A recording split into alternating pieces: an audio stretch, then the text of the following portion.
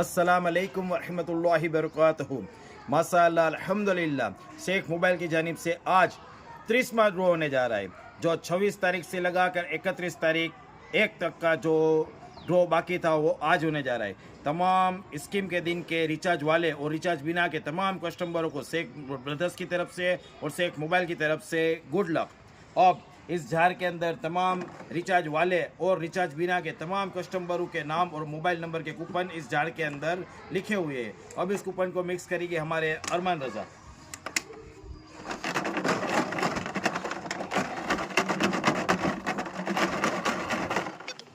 अब इसमें से कोई भी एक लक्की विनर का कूपन माशाल्लाह हमारी हसरत फातिमा निकालेगी, जिसको शेख मोबाइल की तरफ से 550 रुपये की इस्त्री फ्री में देने में आएगी। कोई भी एक कूपन निकाल ले कोई भी एक।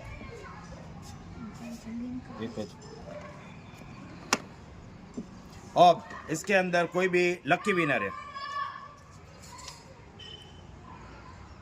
लक्की विनर इज 70 4 63 13 2 95 मलिक अमीर भाई।